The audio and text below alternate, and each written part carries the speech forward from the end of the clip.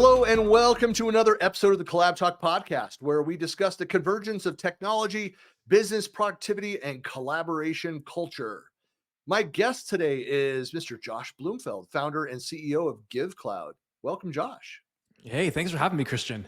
It's great to have you. And this is a fun talk. We were given a little bit of background. I was doing my life story of in this space, but we're talking today about the evolution of fundraising, getting some insights on modern donor engagement. And so, Josh, I always like to open it up with first, my one line may not be sufficient to give people an idea of your background, the scope of your world. So why don't you more fully introduce yourself? Sure. Yeah. Josh Bloomfield founded Givecloud in 2017, and we've really, been focused on helping nonprofits build deeper connections, more genuine, authentic connections to their donors. We want their donors to feel a sense of impact. But for me, the journey all started, back in the early 2000s. I was in high school, and I stumbled across an opportunity to build some technology to help the US government manage finances, the flow of finances from FEMA down to local state governments anytime there was a disaster. And I loved doing that. I learned everything I know today with technology, application development, user experience, enterprise security, and so on. I learned it all on the fly on that project, but I wanted something more. Working for the government can be daunting. There's not as much innovation as perhaps someone like myself would love, and so I would have languaged it at the time. I want to take everything I've learned to help the ill-resourced entrepreneur in my community. And the way I would have languaged that at the time, the most ill-resourced entrepreneur I knew at the time was my parents. They owned a local bakery in our city in Ottawa, Canada. And my dad was the cake boss of Ottawa. I've got a long kind of history of entrepreneurship in my family. My grandfather actually started the business when he was 70. When most people are thinking about throwing in the towel, my grandfather goes off and starts this bakery. Well, so what was he doing before he became a baker? This was the genesis of his own business. So he actually was part of the movement that pioneered in grocery bakery, that bakery business model where you've got fresh goods and so on in a grocery store or marketplace setting. So that was part of his evolution to becoming an entrepreneur and starting that bakery. And now my brother's taken it over, which is really cool to have that in the family. But my parents, the most ill-resourced entrepreneurs, these people full of heart, making a difference in the community, bringing smiles to people's faces on their very special occasion. And I made this pitch to my parents. Hey, wouldn't it be amazing? And this is, pre-Uber Eats and all that fun stuff. Mm-hmm. Wouldn't it be awesome if I could put Christian's name in an app and his birthday, decorate a cake for him, and he'd get this cake on his birthday, and it would just appear at his house. How awesome would that be?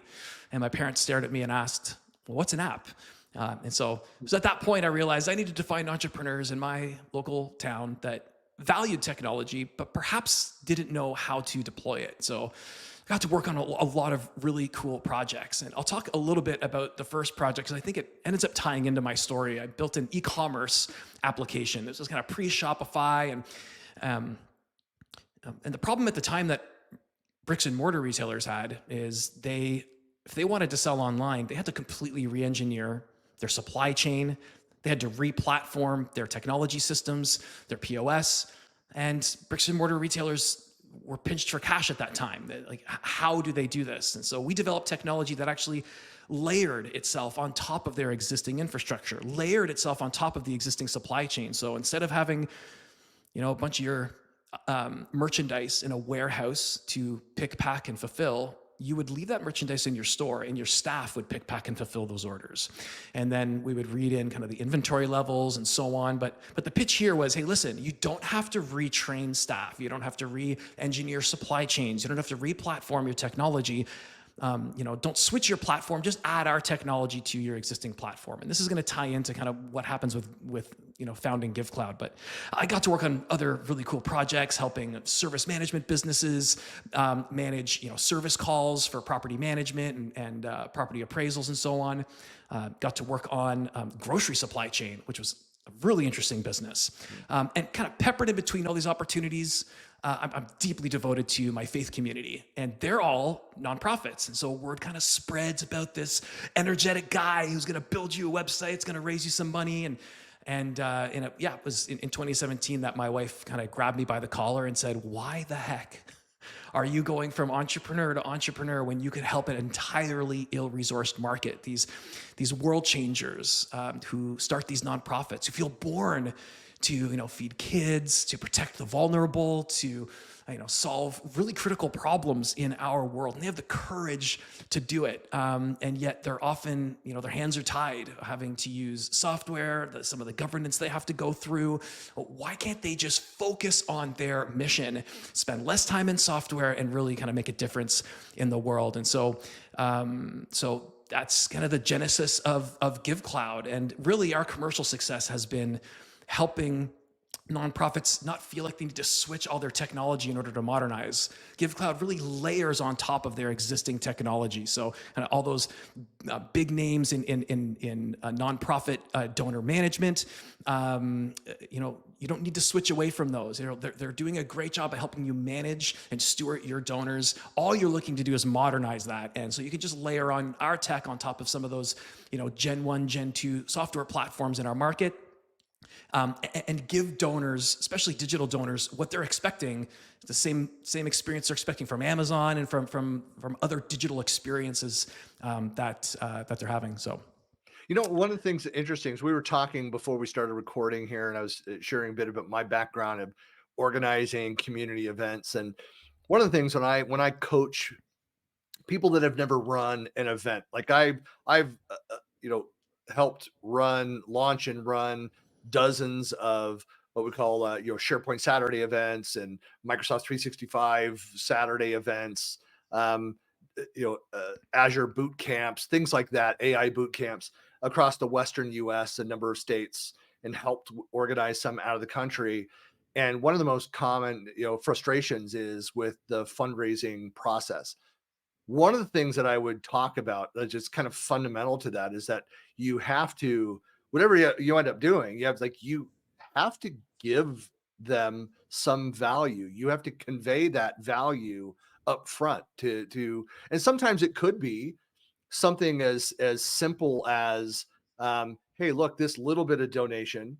And I always tell them that people, events that don't have like a $50 $100 donation type, like there's a ton of people in the long tail that would give you $50 that can't afford the $1,500 sponsorship base package. And up from there, give them an opportunity to participate and give back. And sometimes the ROI for that donation is just that you're helping support the community to make sure that we can keep doing this, for free.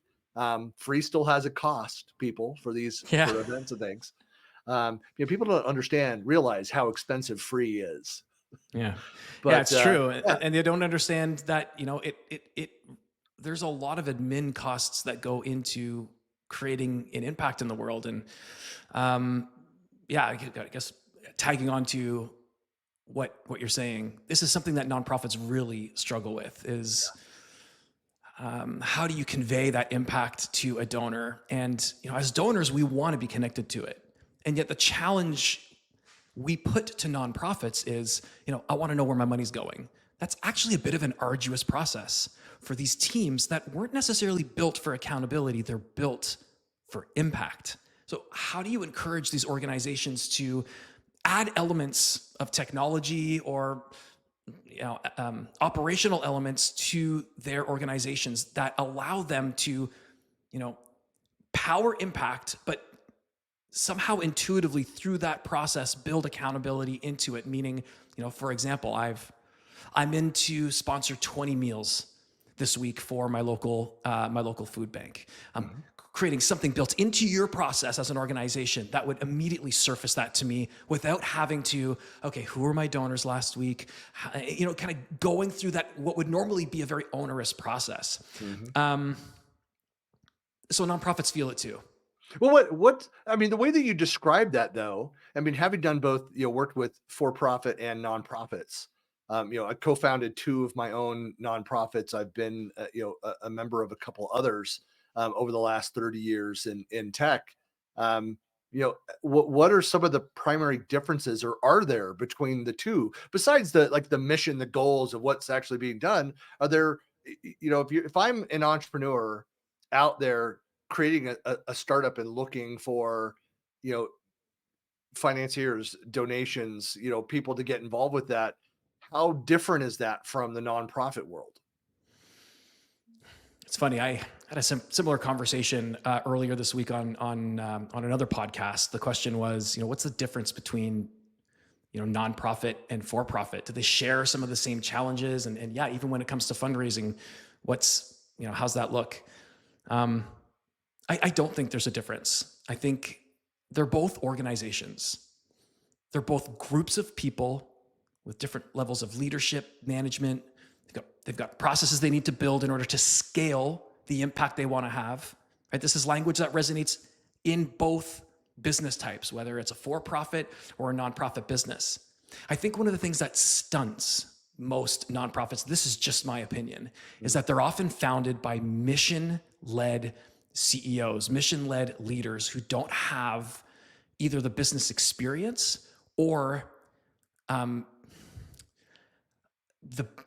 perhaps the business courage. Like, there are tough decisions we need to make as leaders in business when someone just isn't the right fit anymore, or when a process that was critical to our organization for the last 3 years has to change. And when you've got mission-led leaders who love people, who love impact, but can't see that there's a necessary, this probably isn't the best word for it, but almost a necessary shrewdness that you need to look at your processes and your people through for the sake of the mission, for the sake of the impact. Are you sacrificing, being able to double, triple, quadruple your impact, right? In business, are you sacrificing the ability to double, triple, quadruple your profit or your market share because you don't have the courage to address some of these things? So for me, that kind of mission-oriented leader who loves people too much, maybe loves the impact. Yeah, you understand where I'm going. I know exactly what you're talking about. I would argue that there's most of my career I've spent with with the more entrepreneurial, the startup environments. I love that. I've been with VC-backed companies, and since pretty close to day one. And a lot of those people, I would say not all of those leaders had the ability to look inward and recognize that they were not the right people for that next step. Many of them do. In fact, one of the first startups that I was in, so I had my own startup that I sold off. I joined another well-funded venture capital-backed startup, and I was there about a year. And the CEO for the next stage of growth, he recognized, like, I'm not the right person for this. So he stepped down, left the company. The CTO became the CEO of the company to lead it through to the next stage. And it takes a lot of strength. It takes I mean, you go back to the basic psychology of of people and of teams, and it's really difficult to see your own weaknesses. It's easy to see everybody else's, but not your own. And the same applies for a lot of those entrepreneurs. But that's one of those things where having a good advisory board, having external voices that are helping you to see what you might be blind to, is helpful. Yes, in both for-profit and in nonprofit. What do you, so what, like, looking at where things are today, what would you say, how would you describe like the traditional fundraising approach historically has been, and what has changed now? Oh, that's a great question. I mean, I'm sure you could relate to some of what I'm about to share. Even in you describing those kind of micro donors versus those major donations that come through, right? How do you convince multiple people to get that $50 donation versus just convincing a handful to be more prominent funders of the mission? So where fundraising's been, and honestly where it still substantially is, with of course some outliers. is that same model, finding those organizations, finding those foundations, finding those grants, finding those philanthropists that will help cover the lion's share of the funding for an organization. Anyone who's fundraising well digitally right now is working hard to do so. There is no organization that is accidentally raising millions of dollars, based on $50, $100, $150 donations, at scale. That is a concerted effort of awareness, running ads, creating high converting experiences. So it's well understood in our space, in the nonprofit space, that it's somewhere 10 to 15 years behind the e-commerce space. So a lot of the revelations that e-commerce was having 10 to 15 years ago around average order value and conversions and the criticality of tracking those elements and understanding how the success of your sales and your goals depends on fine-tuning these dials and your landing page text and the flow of the checkout experience and so on. Nonprofits are just catching up to that now, and even so, they're catching up maybe from an intent or a desire standpoint. It's still an ill-resourced space where there isn't the scale of agencies and consultants that you've got on the e-commerce side, helping these nonprofits understand how to fundraise digitally. And so that's part of our mission at Givecloud as well, is to try and just lower the bar of understanding on this stuff. Like I think about my experience as a startup CEO, as a founder CEO. I don't know what I'm doing.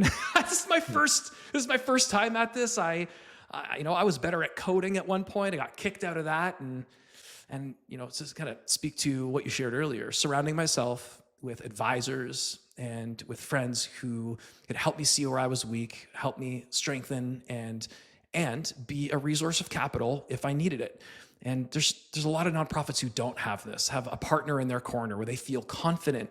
If I'm in a pinch, or if there's an insight I need to learn, or if there's funding that's required, I've got someone in my corner. And as a company, Givecloud's trying to be that partner to nonprofits. We're trying to surface insights they wouldn't even think to ask, let alone know how to get the answer to. Now, what's of the campaigns I ran in the last 3 months, which had the best conversion rate? Mm-hmm. They're way too busy to even think to ask that question, and then to understand, well, why? And can I repeat that for my end of year campaign? I know that it's so much of this. It's not just about the marketing message of fundraising. It's the the meaning behind it. Where I'm going with the point is that I've often told people that are coming and asking questions, because I do marketing strategy for companies, and a lot of when they come and ask in the detail, I wish it's almost like just change of thought here. As an example, I commuted for about a year on a motorcycle to work every day, 5 days a week. I got on one freeway exit and I got off the next one or two exits down. Wasn't very far, which that I was very healthy fear of the freeway on a motorcycle in California. But thankfully, what happened to that motorcycle is it was parked overnight, and somebody hit it in the parking spot and crushed it and drove away, didn't leave a note or anything. And then I went out and bought a car like a couple days later as winter was coming. But what I got out of that lesson is that to this day, that was, wow, almost 30 years ago. To this day, I am very aware of motorcycles on the road. And I used to always say, it's like, I wish that, especially in some states with lower quality drivers, like the state of Utah that I live in, but that I wish that they required with driver's ed to also take motorcycle, learn to ride a motorcycle and be to drive on the road, to be aware of that, because it does make you so aware. So similarly, the experiences that we've been at, we look at life through those lenses of our understanding based on those experiences. I would say around, a lot of this around, um, how I provide data to project stakeholders, how I approach like the project management aspect of, the roles that I play. Um, I for a lot of these questions that I get with my clients, and I wish that they would all go take a basic 101 digital marketing, digital advertising class to understand the basics. It would change their perspective on the messaging and positioning. It would change their perspective of a lot of the things like they may be, nerds in depth on the product, on the service, whatever it is that they're passionate about like in the nonprofit, they care so much about their community, their message, but they will think very differently of how they then go and talk to people about it. Some of the materials, the follow up, the digital, the in hand, like all the materials that support that. They'll think about it very differently when they understand the mechanics of how do I get my message in front of people and get them to respond to it and what works and what doesn't work. If you have even basic understanding of those pieces, you just approach problems so much differently. 100%. And yet, the flip side to that is with the vast majority of nonprofits being, under a certain scale, they're not funded with tens of millions of dollars. A lot of them are mom and pop. A lot of them are bootstrapped. A lot of them are volunteer run. And again, they've got that mission led leader. And I can think about when I started GiveCloud, when I started my first couple of lines of code. You could have thrown a digital marketing guide at me. You could have thrown a sales coach at me. And I don't know if you can relate to this at all, being, a product person.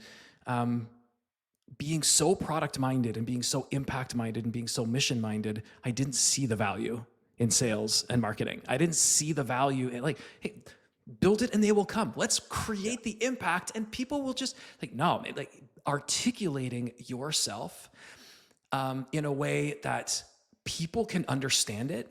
I mean, that that that that phrase in and of itself there is almost a pivot point for success in marriage, in relationships, in business, in sales, and marketing. That the art of communicating. And slightly off topic, but kind of going in, that same topic in sales and marketing, the art of positioning yourself, the art of being able to walk people through their indecision. Yeah. I It, don't know if I need that tool. I don't know if I'm having this problem, it's walking them the through that. look, that's a pain that I feel almost every day with most clients around that. They want, well, I'm sure like from this perspective in fundraising, like, hey, we've got a website, we have a Patreon account, it's up there, people can find it. Why is it not working? Exactly.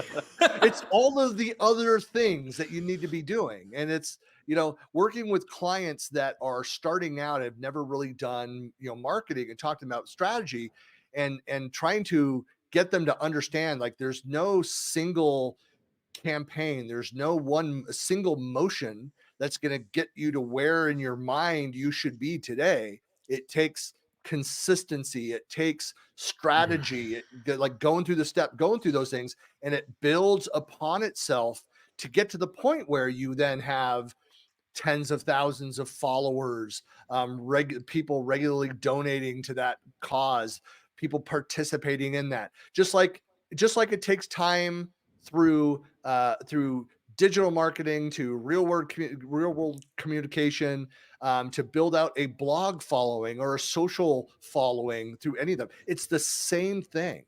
It Mhm. takes time, it takes iteration, and it takes improving, sharpening that message to get to the point where it resonates with people, where you're actually growing it, where you're adding people to that. But even then, it never stops. You have to, anytime you stop doing a certain amount of paid advertising or social promotions, organic promotions, or creating content out on your blog, you know, it then slowly starts dying away. It's like an Mhm. escalator. It's either moving up or it's moving down. If Mhm. it's not moving, people recognize it as broken. Yeah.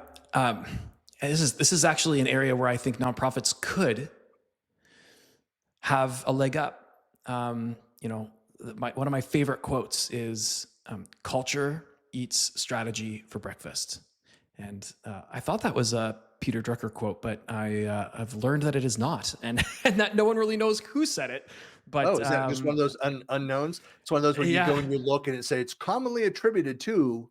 I thought it was a exactly. Drucker. I thought it was a Yeah, Drucker quote. and then it's like maybe it was Steve Jobs or maybe it was whoever, but the spirit of the quote, I'm sure he sure would have resonated with him because it resonates with a lot of what he wrote about and what he shared. Yeah. And that is something that nonprofits have in spades. Like what they are up to is a lot more exciting than selling a widget or, like some of the impact that might be happening in business. There's a magnetism to making the world a better place, to solving these hard problems that nonprofits are trying to solve. And if they could leverage that mission and leverage that culture and, through networking, connecting with people in their community, finding the people who love telling the story, finding the people who are great at communicating and helping people with their indecision around things. And all of a sudden, these complicated motions that we engineer in business actually organically begin to form around some of these organizations, could organically begin to form around some of these organizations. So I think nonprofits have a real opportunity to scale much faster than a typical for-profit business would. Their mission to scale, their impact to scale, that awareness to scale. Yeah. Well, there's what you're talking about too. I mean, that's why, again, I'll wear the for-profit hat, but it's why, like, over the last decade, you saw a shift in a lot of the kids coming out of college that are like, hey, it's not enough that I get a good paying job. I want a good paying job in a company that has a purpose, that it's Mhm. doing some social good out there. Mhm. And so for a while, but it's like like I used to be, back when I started, when I was in business school in the late 90s is when Fast Company started, and there were a couple other great magazines back then. But Fast Company, that still I think is the only one of the core that I used to read and subscribe to that's still around. But they went through this period where every month all that they talked about were the companies that were doing, like, striving for some social good, that aspect of it. The problem was then they just got very myopic. That's all that they focused on and never Mhm. about like anything else around there. And it's just like, okay, this is just another story. It's kind of quieted down. I think part of that is just, I think a lot of that, not that it's changed, because I think it just got normalized in that now the vast majority of companies that I work with, that I connect with, they have part of their business, like they've got that definition. They say, hey, look, we're doing this for this reason. I mean, if you go talk to Apple or Meta or Microsoft, whether you agree with it or not, I mean, they've got their statements of what they're trying to do. I mean, Mhm. Microsoft trying to get to carbon neutral status. They want to do all the powerful technology things, but they want to do it without having an environmental impact. I mean, that is a pretty, still with the limits of the technology that we have, that's a pretty astounding goal to try and reach here in the next, 25 years. Mhm. But it's not so much out in front now, but for those that's still important to new job seekers, people coming out of college, like most organizations have their statement. They have that's out there. You could go and find what they care about, what they're Yeah. trying to, and it's built into their corporate metrics, their Yeah. annual metrics. Yeah, that resonates with me. I have to admit, as a programmer, as a product-led CEO, I am most surprised at how much I love creating a place where people can come and do their best work. And it really strikes me the conversations I have with new hires who describe the background that they're from, the companies that they've worked in the past, where they didn't know what they were contributing to. They didn't know what their hard work meant. And coming here where there's a direct tie between, your commercial success as a team member here, trying to drive sales, drive marketing, to increase the number of nonprofits that we're having an impact with, and actually seeing the impact on the other side, seeing these nonprofits raise more money than they have before, seeing them build deeper connections with organizations. One of the most exciting projects we worked on, this was a kind of an experiment that we ran with our team that we've since garnered a patent for. We called it Cosmos, but the idea was, what if instead of focusing on money when we're fundraising, we focused on impact? Actually, this ties right in with some of what you were sharing as we were catching up with the Light the World giving machines that we were chatting through. So we ran a campaign with a nonprofit where instead of asking for money, the question was, how many toys do you want to provide at Christmas? But the way the UI was laid out, you could tell you could swipe on the screen between different types of impact. And so we watched these user sessions where people would swipe between, toys to a child. Well, how many children do you want to sponsor at Christmas? So forget about individual toys. How many children do you want to have an awesome Christmas? And then you could see another faded icon. You swipe over and it's a family. Now, suddenly the psychology of this moment's totally changed. You are not given a token $25 donation, $50 donation to your local charity. I'm now having a conversation with my spouse and with my kids about, hey, guys, wouldn't it be amazing if we could sponsor 2 families this Christmas? And this is an impact-driven conversation. This is a conversation that isn't about money. It's about heart. It's about impact. And then you swipe to the next step in the process, and it reveals to you how to finance that impact. Because you know what? Sponsoring 2, 3, 5, 10 families at Christmas, as you said, it costs money to do this. And it's reasonable to think, if I'm sponsoring a couple of families, it's going to be a couple $100. But I could give $25 a month for the next 8 months, and I could sponsor these families. And then I could get an upsell after that checkout to say, hey, what if it were 12 families? What if it were 24 families? All you need to do is increase not how much you're giving, but that length of time per month that you're giving it for. And again, it keeps the conversation not focused on money, but on the impact that's being had, that mission. So kind of getting back to making the world a better place, and that mission, trying to help these organizations stay focused on that element of it, and to create that depth of conversation between them and the consumer, the digital consumer, or the donor. Yeah, isn't it interesting that, like, I've done a lot of research into, written about, spoken about the concept of gamification and Yeah. collaboration technology. And there's just something that we're wired, humans are wired around, and some of us more than others, like, sales and marketing, centric people. I'm a bit more, I think of myself as kind of a competitive person. But I always joke, like, when my kids were small, they're all adults now and married and gone. But that I remember I've got my oldest, my daughter, and then 3 boys, coming home from, I don't know, some sporting event or something or other. And as we were walking in the house, and I thought of this idea. I said, "Say, I wonder who can clean up their rooms faster."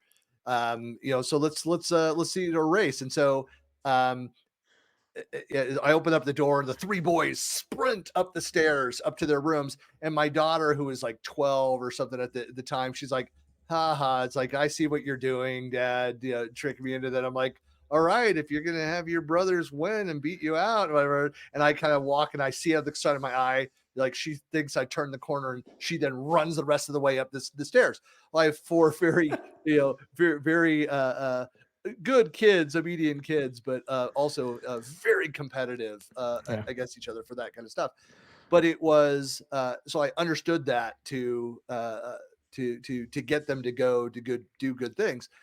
it sometimes even those additional incentives to tap into that wiring in our brains to know that, it's maybe a better example for donating giving is I love how more and more of digital checkout now does the okay. I bought groceries and it costs $17.61. Do you want to round up to the nearest dollar and donate that? And I'm like, yes, every time. Just like one, I don't want change. I don't care. Like let's do that. It's super easy to go and do that. But again, that is another form of gamification of it. It's I don't feel like I'm not played, I'm not gamed for it. Like I'm aware that that's going on, but I also recognize that again, it taps into what we're wired to do when we Yeah. better understand, like what small effort I can give for this greater benefit of helping somebody or helping more people. Mhm. Um, Make it you're removing the barriers for helping people. You're making it easier to help people. Listen, that's the healthy way to look at it. Just before I respond, just two quick things, man. Yeah. Taking notes. That was a great idea on gamifying getting the room clean. And I don't know Yes. what the heck you're doing, man, but you look way too young to have 3 kids that have Well, left when you the get left the married when you're nest. 12, Yeah. yes. So yeah. No, it's yeah, we just had grandchild number 4 just entered the world a Wow. month and a half ago. So yeah, I've got 2 kids in their 30s. So yeah, I'm Oh, older than I look. So congratulations, man. And let me know what serum you're using. You look fantastic. I never go Um, outside. So just I shun okay. sunlight. Awesome. Awesome. Um, yeah. Listen, like these are tactics, this is gamification tactics that, without mentioning any specific brands or any specific technologies, um, that very large social media companies are using to our disadvantage right now. They are stealing 100% of our attention, the attention of our kids. I'm not sure if you've read Jonathan Haidt's book, The Anxious Generation, but it is a must read for parents, for anyone who's kind of navigating social media. That is my plug for him in that book. Why can't we redeem these strategies? These are strategies that these companies have figured out. They'll spend more time on our platforms if we do it this way. They'll engage deeper if we say it that way and if we present it this way. Um, and so Like we've a developed. less evil version of TikTok. Well, exactly. And so I listen. You said it, not me. I And yet know, we're all thinking it. We all know and it. that conversation though, uh, these brands have almost made that conversation toxic, right? You've got mission-driven nonprofit leaders who already might think that these organizations are the enemy, right? And well, we can't use their tactics to grow our organization. We can't apply the things that are making me feel what a connection to people, a connection to content, a connection to ideas that is pulling me deeper and deeper into, a left point of view, a right point of view, this point of view, that point of view. Like this is happening. Why can't we redeem some of those experiences, some of that technology for good, to pull us deeper into making an impact in the world, deeper into feeling a connection to my local community, deeper into making the world a better place. No, Josh, I And mean, to make you think about this because having this conversation right now, going in and looking at doing competitive analysis.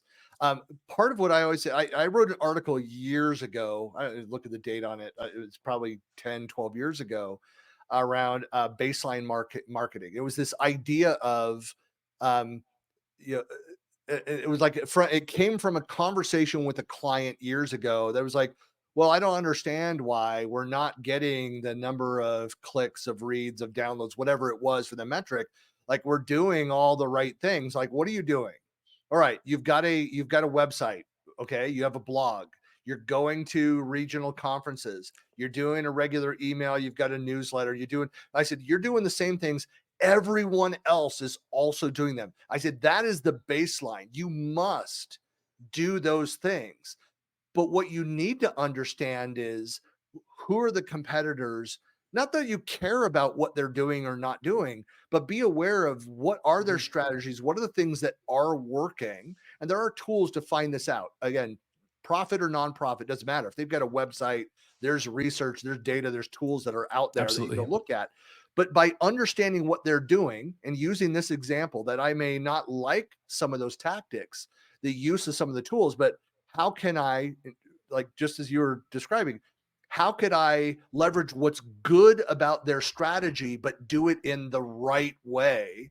Do it in, my way. What can I do that then stands out, that is different from the competitors? So what's working in one area that's not being utilized by my direct competitors? You can't know that if you don't understand your competitors.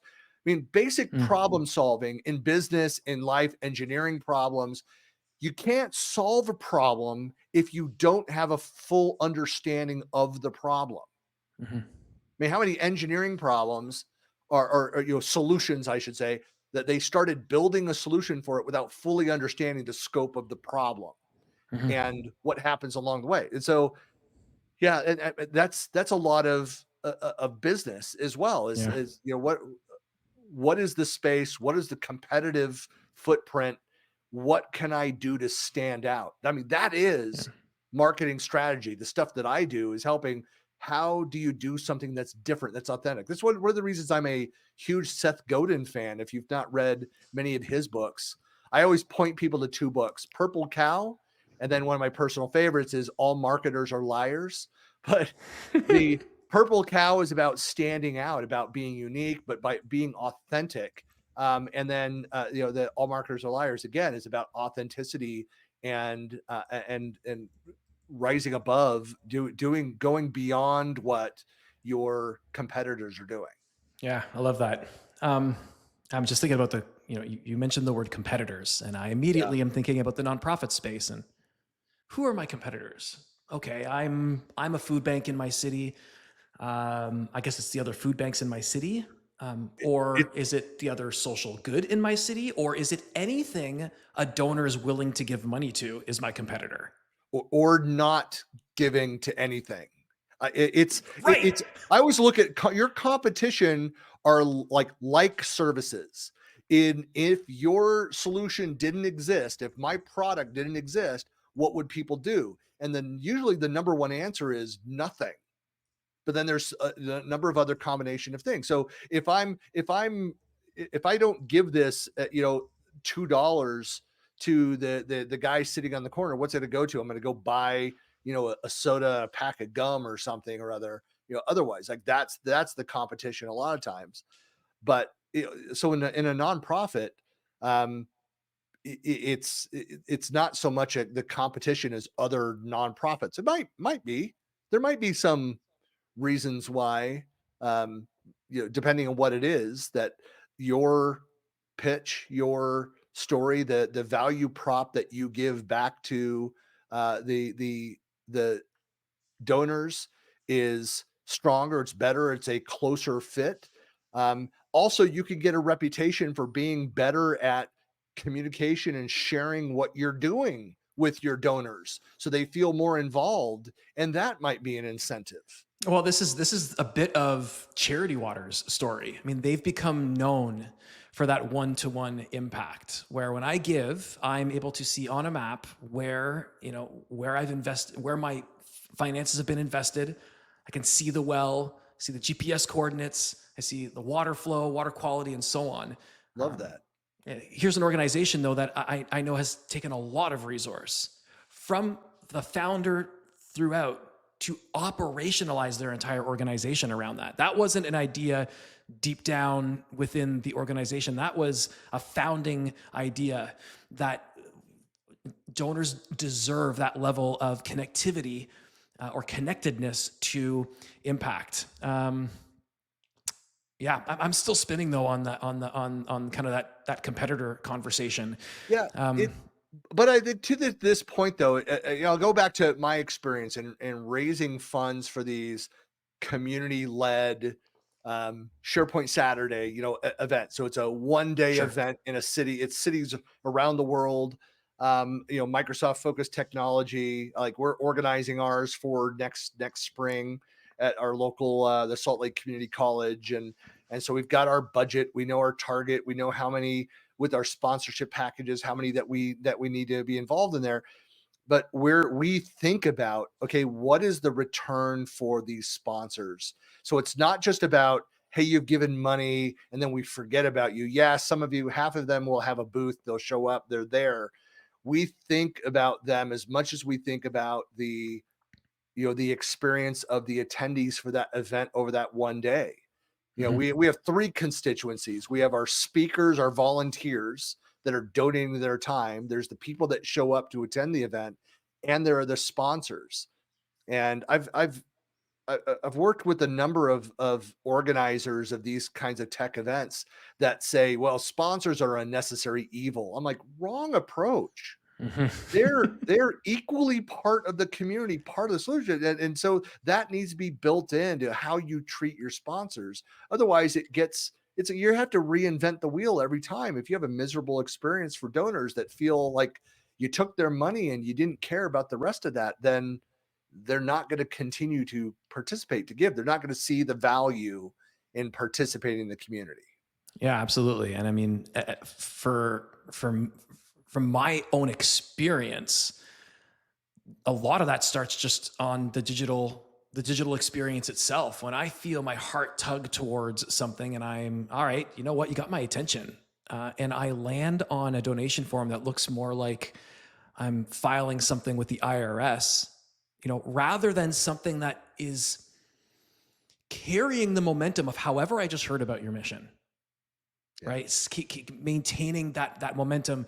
There are elements just of that process that will keep you feeling connected to mission, keeping you feeling that ROI without even having to hear back from the nonprofit after the donation. Not suggesting you don't reach back out to your donors and your sponsors. That is a critical part of the process, um, but certainly these checkout experiences, as they happen in e-commerce and in other markets, you want to continue to just, in the nonprofit space, inject some oxytocin, some serotonin into that process, that what they call in an e-commerce checkout social proof, where you see, Christian's got this in his cart, 5 people from Indiana just bought this, seeing the other people who were involved already and feeling a little bit of that sense of community that I'm missing out on having this impact. Even just moments like that hint at the ROI, touch at the ROI. And there's, again, I think, unique opportunities for nonprofits to be able to do this and exploit this, that perhaps don't work as well or I suppose just as well in the for-profit. Well, that's a lot of there's been this rise of community-led approach, and I would argue that part of it, what drove this, going back to the late '90s, early 2000s, is the freemium model. Mhm. So community and the freemium models, community-led and freemium, are very similar. Where you're saying, hey, look, there's value in getting the word out, giving something away, tapping into, leveraging the community. And so for community led, it's more about like, I'm going to share my knowledge. I'm not expecting an immediate return, but I know that by me participating in the community, giving of my knowledge, sharing of my expertise, I will get what I selfishly want out of that. I'll get value, I'll get a return where people will approach me and say, hey, we could use some advisory services, some consulting on this. Like, you speak a lot, I trust, like, you like create great content. They'll have a conversation. The freemium is much that like that. We tried the free version. We're like, we really like this. Oh, I see what the paid version has these additional, the additional value. Hey, I can see the value in getting involved. I, I think both of those have surpassed the old models of, well, yeah, let's just tell you the sales and marketing, the pitch of everything that you'll get, but you won't see it until you buy it and try it. Right. We won't share any inside information about that. Like, that model is just dying off. But part of it too is that, to keep that freemium, that community led model going and growing, is that you do have to continually feed it. You have to nurture that. That's where a lot of the language in marketing came from, the nurturing model. It is that you're continually feeding that thing. When you look at, you talk about what makes a successful campaign or ongoing multiple campaigns for a nonprofit that is trying to continue like grow this. Um, what are your best practices for online and offline engagement with those donors? Like our specialty really is more on the online side, and so we've kind of building off the story I'd shared around the toys and the children.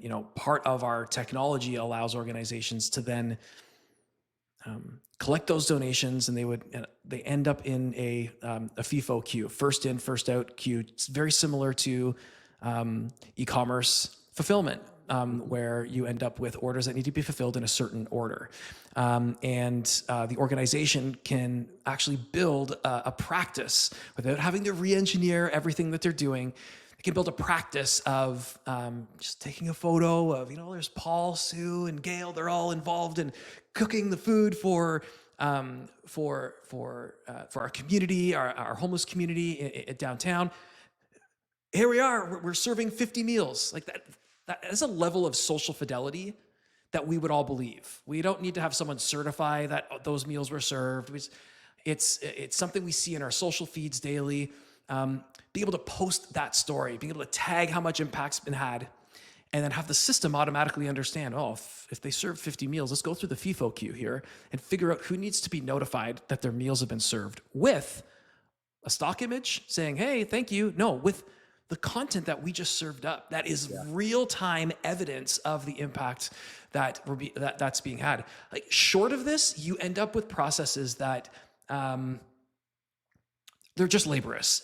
And again, the expectation we put on nonprofits when we say we want you to be more transparent, we want to know where our money's going, is well-intentioned, but it feels like the weight of the world on these nonprofits. And so to give them an opportunity to create a digital engagement that's built into how they operate, instead of feeling like, I got to hire a social media person, got to, buy this software, connect it to that software, figure out how to do LinkedIn, figure out how to do Instagram and Facebook, to have it all part, again, similar to what Charity Water's done. They have built a practice of transparency and accountability. Not that most nonprofits aren't, but they've built technology practices into how they operate that allow them to be transparent almost in real time, at least between the donor and what impact's being had.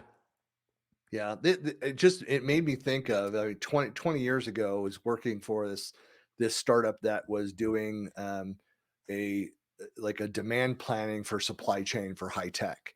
But it was something very, very, it was all brand new, where, similarly, where you'd be able to go in and say, I want to make this design change in this product. And it would, based on the change, it could predict what the impact to the assembly line of that component that was being sourced from all these different locations to this one to build, to where they knew that when the truck would be on the road delivering that modified product to that date. Like, it's not that much of a stretch now. Like, thinking about, like, I just was delivered a UPS package today. I bought something via a sticker mule and delivered. I was notified, when ordered, I verified my proof. I saw that when it was shipped, I saw that it was, when it landed, I got the notifications. I said when it was out for delivery, I got a notification with the picture when it was sitting on my doorstep, that I picked up just before joining this call, Yeah, upstairs. beautiful.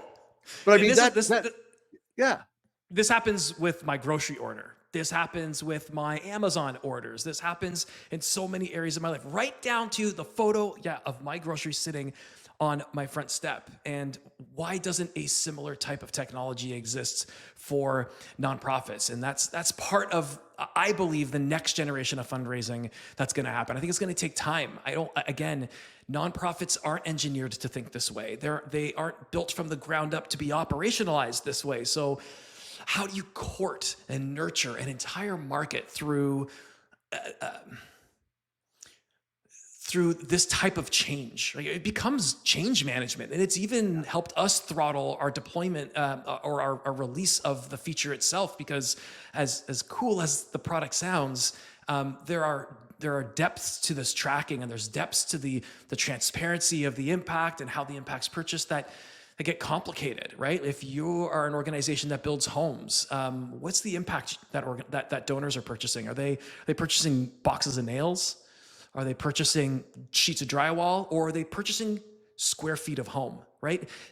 In one scenario, the organization's kind of bound to spend money on the nails. In another scenario, square footage of built home. There's an ambiguity to that lets the organization do what they need to do to build a home without committing to the fact that it's going to be either nails or drywall. It'll be whatever they need to do to build that square foot of home. How the heck in a product-led world do you teach a user that? Do you walk them through how to think from an impact perspective? Don't go too granular because you're going to tie your hands too much. Don't go too high level because it becomes unpractical.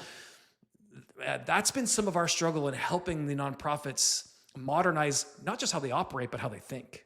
Well, it's also then, and you could be thinking about that. You can modernize that, but then you also have the storytelling component of it. Like, you have to be able to translate all of that into then a compelling story. I mean, Precisely. so I mean, how? I mean, so be honest about your response here. But how do you think organizations do, the customers you're working with, on leveraging storytelling as their ability to make their message resonate? I mean, is it something that you see that they struggle with, or do they do a decent job? I Because mean, you it's are hard. talking about some of the more passionate people, again, in the Yeah, nonprofit. absolutely. I I mean, mean, I see it in the for-profit that they really struggle with that, but it's a different motivation for a lot of those people and companies. yeah, I mean, it's loosely tied to the conversation, sales and marketing, that discipline of knowing how to tell a story, essentially, and a story that resonates with the people that it matters to. But certainly the most successful organizations I've worked with haven't just been great at telling a story. They've been great at bringing the donor into the story. You're the hero in this story. This is what's happening in the world. Look at what we've been able to do, and we need you to be the next hero in this story. And I think that's actually, I know very few things are black and white, but I'd actually say that's probably one of the defining things I see as a success, a measure of success for some of the most successful organizations we're working with. As far as a tactic, they are doing well. That's storytelling. And again, bringing the donor in as the hero in that story. Well, I got a final question for you. So Josh, what is your vision for Givecloud, as well as for the broader fundraising space? Like, I always like to ask that question, like, where are things going next? Are things, obviously we're not under NDA. You don't talk about stuff that's like still behind the scenes, but I guess more broadly, like, how do you hope to see organizations adapt and evolve in the coming years, specifically around the fundraising space? Yeah, I mean, I've been hinting at it our whole conversation. This idea that organizations want to be more want to bring their donors closer to impact. I imagine a world tied into what we were talking about with social media and these companies, where we get really excited about the impact we're having in the world versus the posts or the likes or the comments or the views that we get. I imagine that being built into social media platforms. I imagine us as a society moving towards looking out for our fellow man, our fellow woman. I imagine a world that is so much more devoted to giving. I think giving itself, man, we have forgotten that giving is a gift. And this is something our parents told us. It's something I learned in my faith community. It's better to give than to receive. And I mean, this is just not, that idea is not in front of us as often as it used to be. And it's because our society is changing. And listen, you can make comments like, "Oh, it's all social media's fault." Hey, we're the ones using it, right? Yeah. Like there's got to be ways we can become more impact focused. And so my crazy view of the world in 10 to 15 years from now is I think I could play some role in taking us away from some of our selfish focuses during the days around, what we stare at on our screens and what occupies our minds, what stresses us out, to being more focused on our fellow human, to being more focused on the planet we're leaving for our kids. And I don't just mean that from an environmental standpoint. I mean that from a societal standpoint. I mean that from an education standpoint, from a community standpoint. We have a responsibility to steward and take care of this beautiful, rare place, and rare communities and rare friendships. So that's the world I imagine. And I hope that, our technology and some of the ideas behind our technology can help the change makers, right? The nonprofits right now who are really making change in the world start to pioneer that change. I know I'm very much as a product guy, a solution centric guy, but I very much, I understand too, having raised kids, having been a manager, a leader, and a community builder, kind of all these things, that you can't just take something away from people, slap their hand and say, no, that doesn't work. That you need to redirect their focus. If you think about training a puppy, if you think about a small child that gets fixated on an object or whatever, you can't just take it away and be like, nope, done. No, you have to give them something good to replace that. And in the way that we learn as well. I mean, you have to develop. If you have bad habits, like in the morning, I have a bad habit that I get up and I'm like, I waste some time. I'm watching news in the morning where I could be doing something productive. Well, being a gamification guy, like I'm almost a year in of daily on Duolingo. I just finally said, like, I've got the gamification in there. I'm developing my brain. I do that. It's like my mornings are a little bit of Spanish, a little bit of scripture. It's some reflection time, but I built the healthy habits to do that, to where I've replaced like what was not serving anyone's best interests, watching garbage news TV, depressing, Yeah. with catching up on news, with then developing my brain, doing other things. That's a lot of that's why I'm grateful for solutions like yours. I like talking with entrepreneurs, with people that are building to technologies that have this passion, whether again for profit or nonprofit. They're saying, hey, there's a better way of doing something. We need to replace the bad way. Let's figure out the good way, the better way to do some of these things and put these healthy habits in place. So really appreciate learning more about your company and getting to know you, Josh. So I really appreciate you coming on the podcast. Oh man, thank you for having me. It was great being a guest. Yeah. Well, awesome. Well, thanks a lot. And of course, we'll have all the information. You'll have it out on the podcast, out on YouTube, and out on the blog. So all the links there you can get in touch with, find out more about Josh and his company. And from there, hey, well, thanks so much for your time. Thank you.